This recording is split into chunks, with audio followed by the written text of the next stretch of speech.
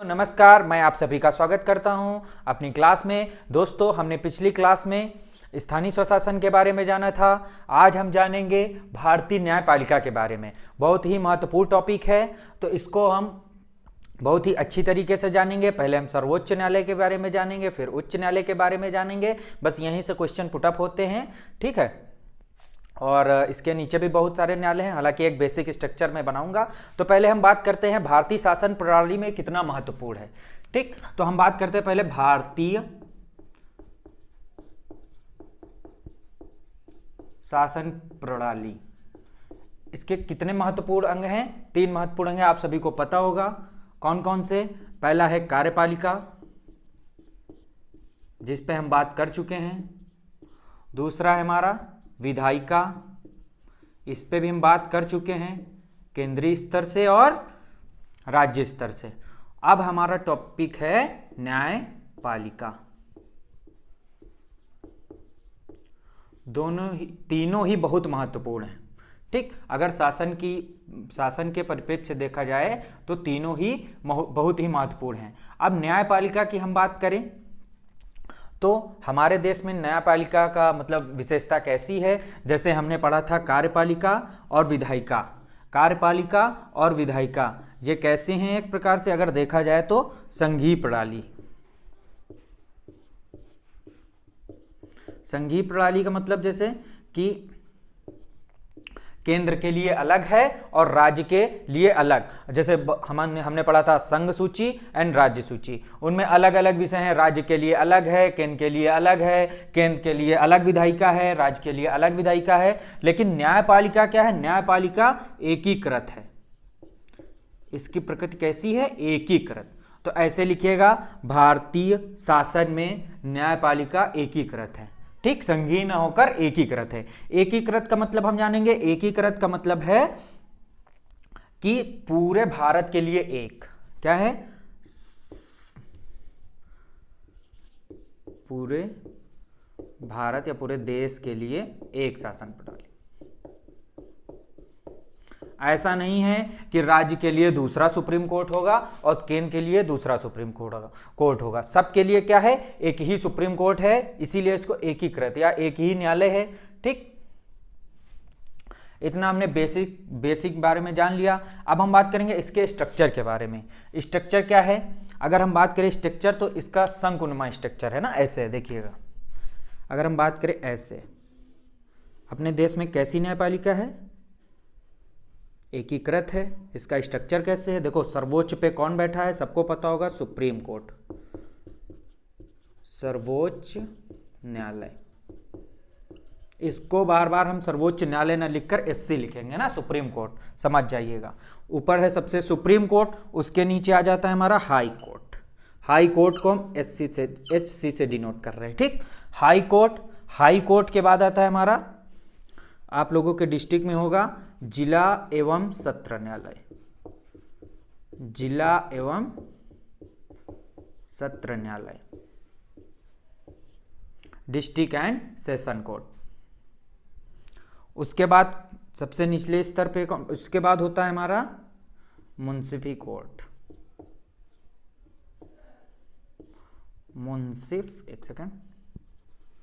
मुंसिफ court, ठीक। और सबसे नीचे स्तर पे होता है न्याय पंचायत।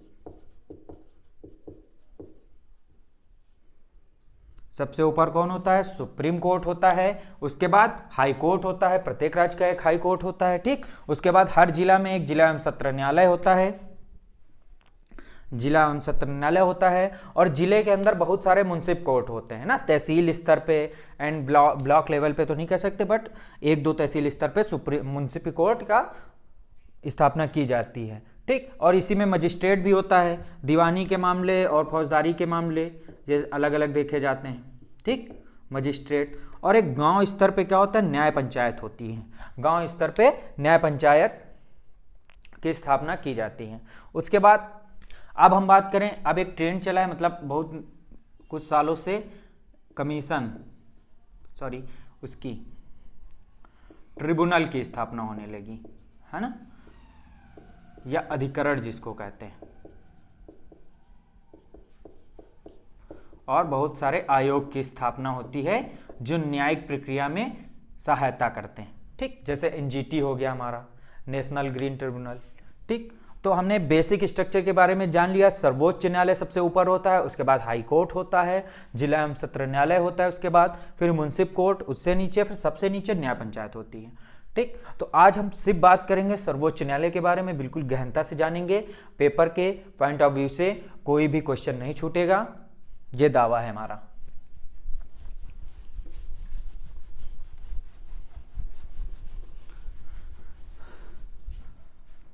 तो आप हेडिंग करिए सर्वोच्च न्यायालय।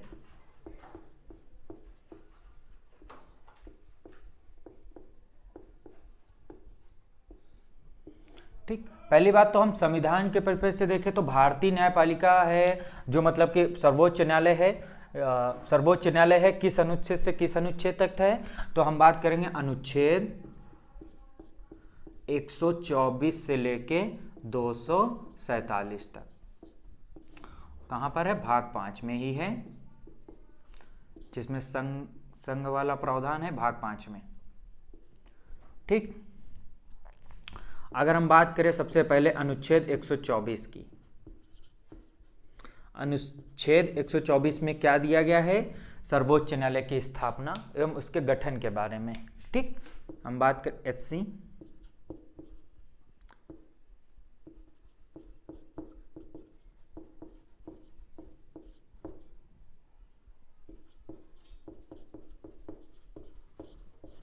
इसी में एचसी की जो हमारा सुप्रीम कोर्ट है उसके न्यायाधीश जो होते हैं जज लिखे दे रहे हैं। ठीक है, डायरेक्ट जज की नियुक्ति के बारे में कौन से अनुच्छेद में है? तो 124 में। इसी में हटाने की प्रक्रिया है।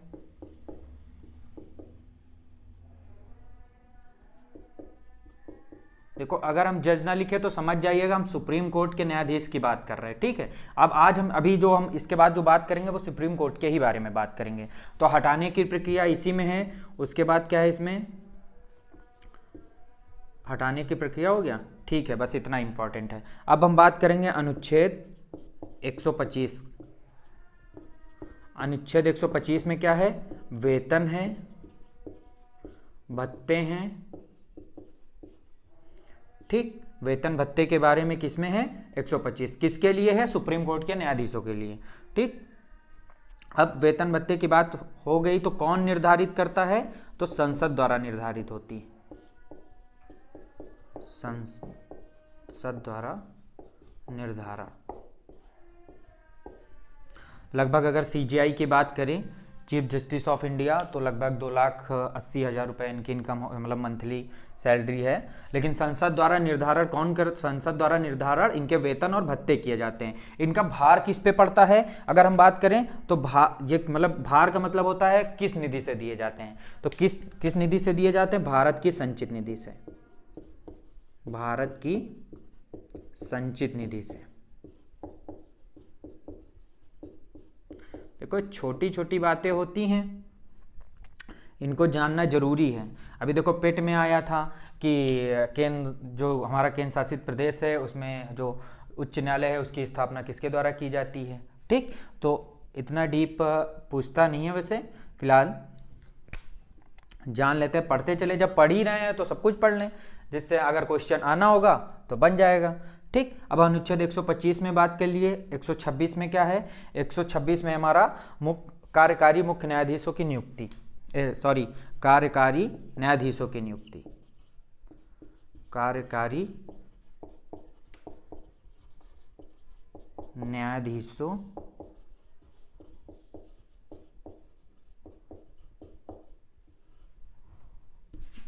नहीं, सही, मुख्य कार्यकारी। किसमें? अनुच्छेद 126। किसी कारणवश मान लो सीजीआई हमारे चीफ जस्टिस ऑफ इंडिया मतलब मुख्य न्यायाधीश या नहीं है, उसकी मृत्यु हो चुकी है, मतलब किसी कारण अनुपस्थित हैं, तो मुख्य कार्यकारी जो मतलब कार्यकारी न्यायाधीश की नियुक्ति का प्रावधान किसमें है? अनुच्छेद 126 में है। इतना इंपॉर्टेंट नहीं है, बट इसके बाद वाला अनुच्छेद मोस्ट इंपॉर्टेंट है, अनुच्छेद 126। अनुच्छेद 127। अनुच्छेद 127 में क्या है? तदर्थ न्यायाधीश की नियुक्ति।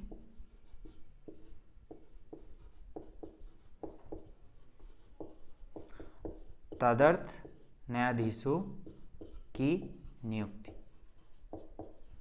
तदर्थ न्यायाधीश मतलब मान लो सर्वोच्च न्यायालय या सुप्रीम कोर्ट के जो सेशन होता है उसको चलाने में हमारा कोरम कम है, मतलब गणमान्य कम है, तो क्या होगा? अलग से कुछ मतलब हाई कोर्टों से मंगा लिए जाएंगे न्यायाधीश। उसकी नियुक्ति किसमें दी है? 127 में। ये कहाँ से प्रेरित है? ये क्वेश्चन पूछा जाता है।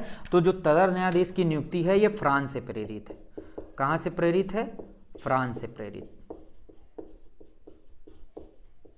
तदर्थ न्यायाधीश का मतलब समझ में आ गया होगा कि जैसे मान लो कि गणमान्य पूरा नहीं हो रहा, कोरम पूरा नहीं हो रहा है, सुप्रीम कोर्ट में सेशन चलाने में दिक्कत हो रही है, तो दूसरे हाई कोर्ट से मंगा सकते हैं, ठीक, न्यायाधीशों को। तो हमारा 127 हो गया। 128 में ज़्यादा कुछ इंपॉर्टेंट नहीं है। अब हम बात करेंगे 129। बहुत बार पेपर में पूछा जा चुका है अनुच्छेद 129। अनुच्छेद 129 इसमें क्या है? अभिलेख न्यायालय।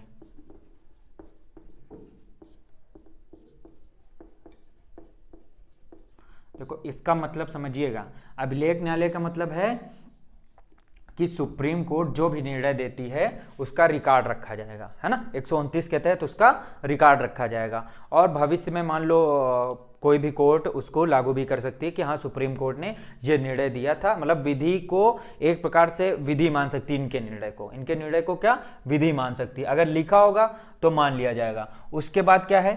देखो विधि मानने का मतलब है जैसे मान लो सुप्रीम कोर्ट ने दे दिया कि हत्या करने पे फांसी नहीं है, ठीक, तो दूसरा वकील जाके हाई कोर्ट में कह सकता है कि इतनी तारीख को इस सुप्रीम कोर्ट ने ऐसा निर्णय दिया था, आप ऐसा क्यों कर रहे हैं ना, अगर मतलब उसके अगेंस्ट जा रहा है। हालांकि समझ में आ गया होगा, ठीक। अभिलेख न्यायालय, इसी अभिलेख न्यायालय में बता दिया। उसके बाद इसमें अवमानना का जो दंडित करने का अधिकार है, मान लो कोई सुप्रीम कोर्ट की अवमानना करता है तो उसको दंडित करने का अधिकार किस अनुच्छेद के तहत है? तो 129 के तहत है। इसी को अभिलेखीय न्यायालय की संज्ञा दी गई है, ठीक।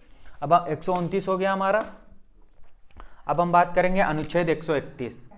अनुच्छेद 131 प्रारंभिक अपीलीय अधिकार।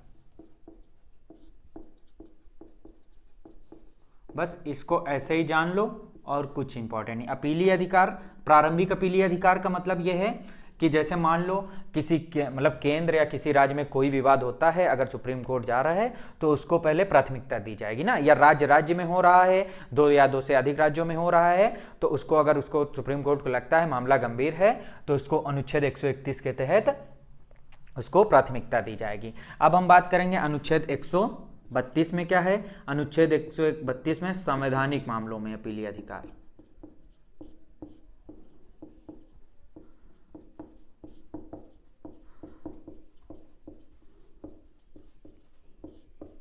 अगर सुप्रीम कोर्ट को लगता है कि संविधान के पर्पस से इंपॉर्टेंट है या व्याख्या, संविधान की व्याख्या इसमें करनी है, तो अनुच्छेद 132 के तहत उसको तुरंत सुनता है, ठीक। अनुच्छेद 132 हो गया। अब हम बात करेंगे अनुच्छेद 133 की।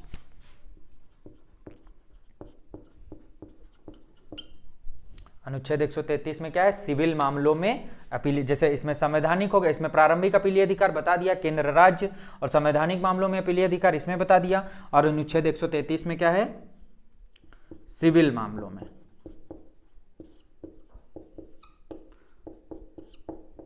सिविल मामलों में अपीली अधिकार। अब डायरेक्ट हम बात करेंगे अनुच्छेद 137 की, मोस्ट इंपॉर्टेंट। अनुच्छेद 137 में क्या दिया है? न्यायिक पुनर्विलोकन। न्यायिक पुनर्विलोकन, इसका मतलब समझिएगा। न्यायिक पुनर्विलोकन का मतलब है कि जैसे मान लो संसद ने कोई कानून बनाया, अब उसका पुनर्विलोकन कौन कर सकता है? सुप्रीम कोर्ट सकती है। देखता है ये मतलब मूल अधिकारों का उल्लंघन तो नहीं कर रही है, या हम मतलब कि संविधान के विरुद्ध तो नहीं है, तो अगर विरुद्ध है तो उसको वो शून्य कर देती, ठीक। तो न्यायिक पुनर्विलोकन अनुच्छेद 137 के तहत है। अब हम इसकी अगर बात करें कहाँ से प्रेरित है, कहाँ से लिया गया है, तो स्रोत में हम बात कर चुके हैं, अमेरिका से लिया गया। किस देश के संविधान से लिया गया है? अमेरिका के संविधान से।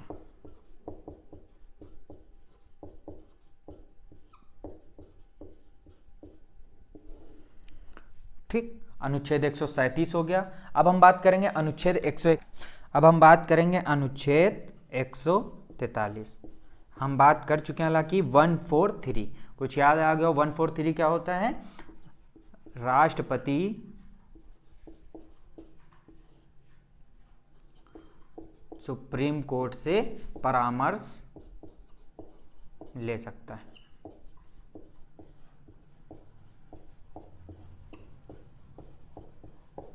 परामर्शी अधिकार राष्ट्रपति को है, सुप्रीम कोर्ट से ले सकता है। और ये अगर बात करें किस देश से प्रेरित है, तो ये कनाडा से प्रेरित है। मतलब कहाँ से उठाया गया है? कनाडा से।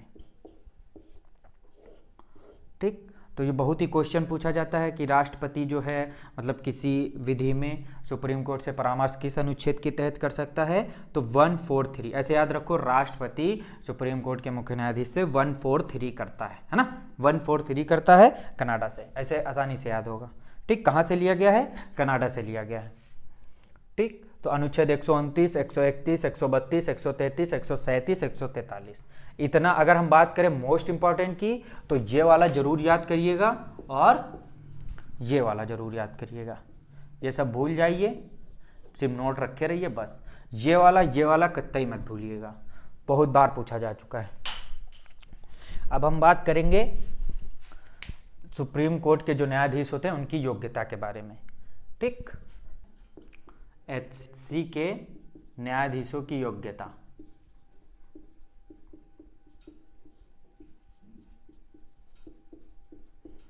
अगर हम योग्यता की बात करें, सबसे पहले क्या है? भारत का नागरिक होना चाहिए। ठीक, भारत का नागरिक। दूसरी क्या है? एक या अधिक हाई कोर्ट में जज के रूप में लगातार 5 वर्ष से कार्य कर रहा हूं। इसका मतलब यह है कि किसी भी हाई कोर्ट में लगातार 5 वर्षों से वो वहां न्यायाधीश हो।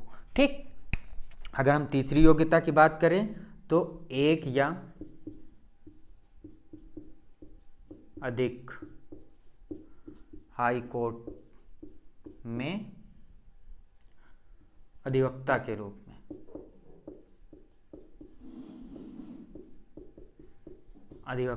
में यहाँ कम से कम लिखिएगा ना, अधिवक्ता के रूप में कम से कम 10 साल,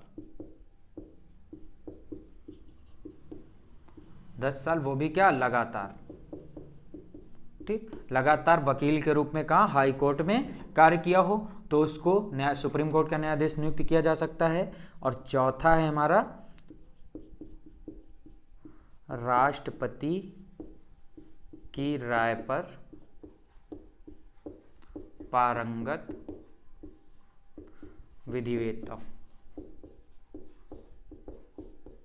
इसका मतलब देखना, मतलब कि अगर राष्ट्रपति को लगता है कि वो बहुत ही बड़ा विधिवेत्ता है, मतलब अपनी उसमें पारंगत है योग्यता में, तो उसको भी नियुक्ति मिल सकती है सुप्रीम कोर्ट के न्यायाधीश। अब हम बात करें इसकी नियुक्ति करता कौन है, मोस्ट इंपॉर्टेंट क्वेश्चन, तो इसकी नियुक्ति करता है राष्ट्रपति।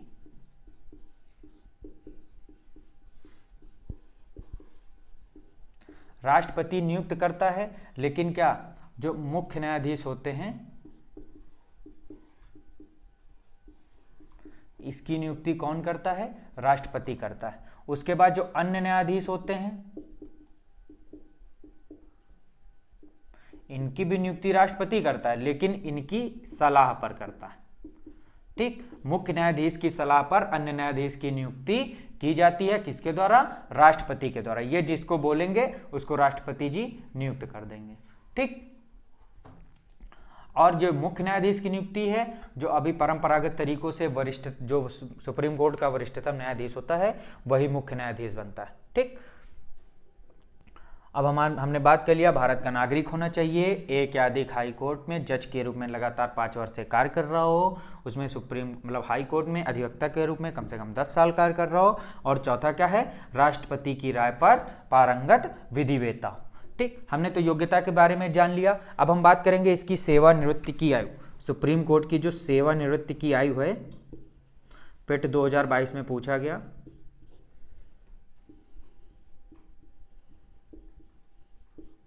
कितनी है, 65 वर्ष। ठीक, यहां डाल लीजिए एससी के जज की,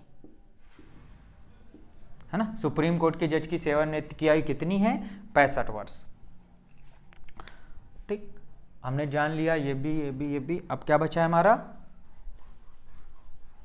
बात करते हैं इनके हटाने की प्रक्रिया। नियुक्ति की प्रक्रिया हो गई, अब बात करते हैं हटाने की प्रक्रिया। एचसी के जजों को हटाने की प्रक्रिया, पहली बात तो इसको कौन हटा सकता है, तो संसद द्वारा, संसद हटा सकती है। वो भी कैसे हटा सकती है, विशेष बहुमत से, साधारण बहुमत से वो भी नहीं, विशेष बहुमत से इसको हटाया जा सकता है। और किस आधार पे हटाया जा सकता है, सिद्ध कराचार, नंबर 1 सिद्ध कदाचार, दूसरा है असमर्थता। पहला मिसबिहेवियर, दूसरा है इनकैपेसिटी। अगर उन्हें लगता है कि उनका व्यवहार अच्छा नहीं है या कुछ अलग है, संविधान से अलग है, तो क्या होगा, संसद में कोई भी सदस्य विधेयक लेके आएगा, अगर वो विशेष बहुमत से पारित हो जाता है तो उसको जज को हटा दिया जाएगा। ठीक, अब हम बात करेंगे, ये हो गया हमारा एससी जो हटाने की प्रक्रिया हो गई सिद्ध कदाचार के माध्यम से, ये भी क्वेश्चन पूछा जा चुका है। असमर्थता, सिर्फ यही 2 कारण हो सकते हैं जिसको जज को हटाया जा सकता है। ठीक, अब हम बात करेंगे, नोट करके लिखिएगा आप लोग, एक है CJI M हिदायतुल्लाह,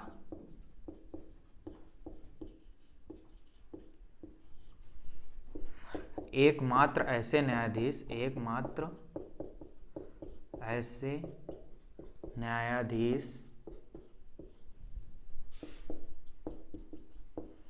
जिन्होंने कार्यवाहक राष्ट्रपति के रूप में कार्य किया। क्वेश्चन आ चुका है।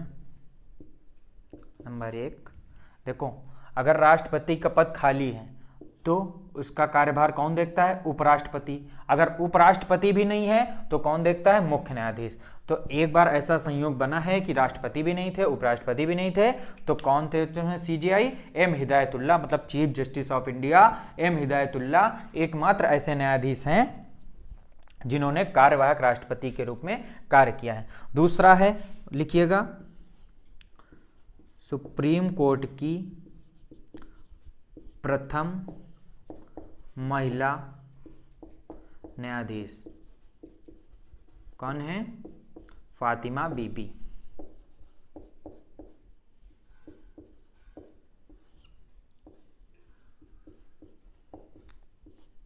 फातिमा बीबी। तीसरा, सर्वाधिक कार्यकाल CJI के रूप में, मतलब चीफ जस्टिस, मुख्य न्यायाधीश के रूप में, चीफ जस्टिस ऑफ इंडिया के रूप में किसका है, DY चंद्रचूड़। ठीक, अभी हमारे जो मुख्य न्यायाधीश हैं UU ललित जी, उन्हीं के जस्ट बाद इन्हीं के लड़के बन रहे हैं, है ना, चंद्रचूड़ जी, वो भी बन रहे हैं, 8 नवंबर के बाद बन जाएंगे वो भी। तो 3 ये महत्वपूर्ण बातें जान ली। अब हम इसी में एक टर्म आता है लोकहितवाद, एक टर्म आता है लोकहितवाद। हितवाद, इसका जनक कौन माना जाता है? पीएन भगवती। बस यही इंपॉर्टेंट है। लोकहितवाद का मतलब हम समझा दें कि देखो, पहले क्या होता था, जो पीड़ित व्यक्ति होता था वही सुप्रीम कोर्ट जाता था कि हमको ये दिक्कत है, हमको वो दिक्कत है, तो वही सुप्रीम कोर्ट जा सकता था। लेकिन जब से लोकहितवाद आ गया, ठीक, शुरुआत किसने की थी? पीएन भगवती जी ने।